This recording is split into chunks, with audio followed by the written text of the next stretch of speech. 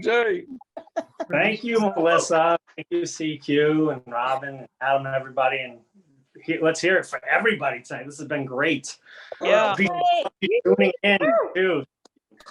I even have a buddy who's sitting on a tractor trailer listening in right now. So that's awesome. Yeah, so my name's Jay White, and I recently celebrated the 39th anniversary of being 12. It's been quite a year of transitions, 2022. In January, I filed for divorce. In June, I took a new job, and currently I am considering filing legal action against Siri. So what happened, roughly the 19th anniversary of being 12, I really broke my arm. It's permanently crooked.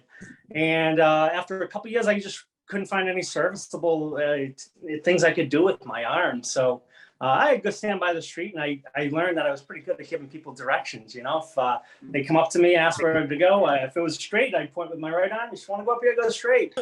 And if they needed to do anything else, I'd be, hey, you want to go up here and hook her right around the corner. So yeah, so Siri came and stole my thunder. Didn't even ask. So yeah.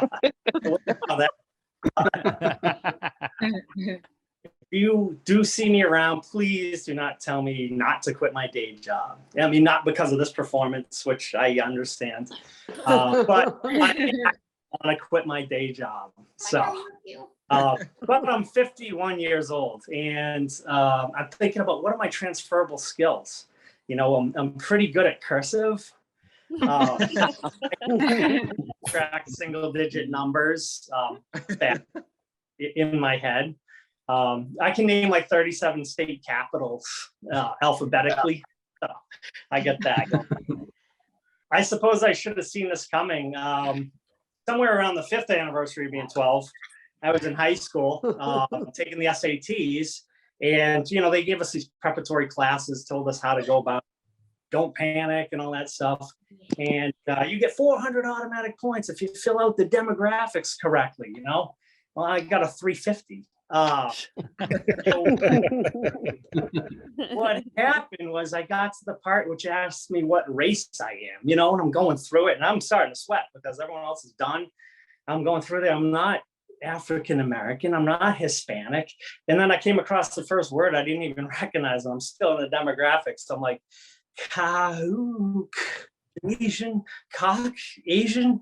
I don't know what that word is, but I know that's not me. So I'm looking at the other options, and then I'm like, don't overthink. Duh, there it is. I'm born in Brockton, Mass. I'm a Native American. I just want to apologize to all my Indigenous friends listening in tonight for our support. So at my age, you know, you kind of look back and think about a lot of things, and we kind of consider we grew up middle class, you know, but truth be told, it was probably lower middle class, actually. I mean, we used to have to, you know, toss Chuck E. Cheese tokens into the toll booth to get home, you know. Yeah, we'll order one medium pizza, please, and, you know, you pay with coins. I had an Atari on layaway until they stopped selling Atari, and I was still $100 short. So. Well, one thing I've recognized is that lower middle class kids do not have the privilege of the Eastern philosophies. You know, I didn't even know what the word Zen meant till I was like in my late 30s. You know, spirit animals, what is this? Yoga? What are these things? Then I recently learned that we have these chakras. I don't know if you've heard of chakras, but there's like 7 of them. And if you haven't heard of them, they're supposed to be aligned. Anyway, one of them is called the third eye. And apparently it's like right here in the middle of your forehead. So I can't even afford to get glasses for the 2 eyes I have. I'm squinting. I'm afraid to get a monocle for this other thing.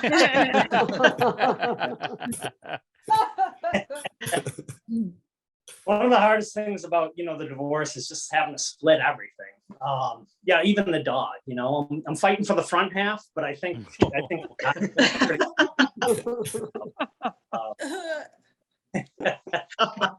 our dog though, is English Bulldog, and everything comes down to money in the divorces. So my wife thought he was a full bred. I thought he was mixed.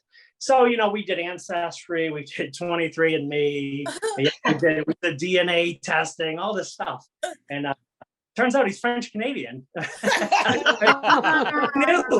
Who knew? French dog.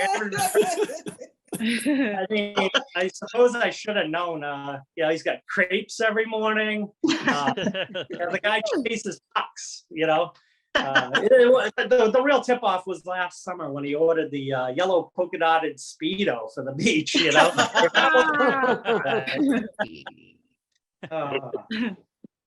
So I don't want to leave you with something morbid, but I'm going to anyway. So hopefully it's kind of funny. So, I'm of the age of 50 years old. It could be the time where your heart starts to fail you. So I decided to come up with a plan for my heart attack.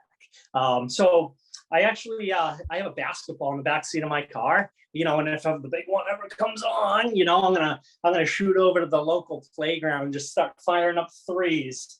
As far as I see it, it's just so much better sounding when, local hoopster dies. It beats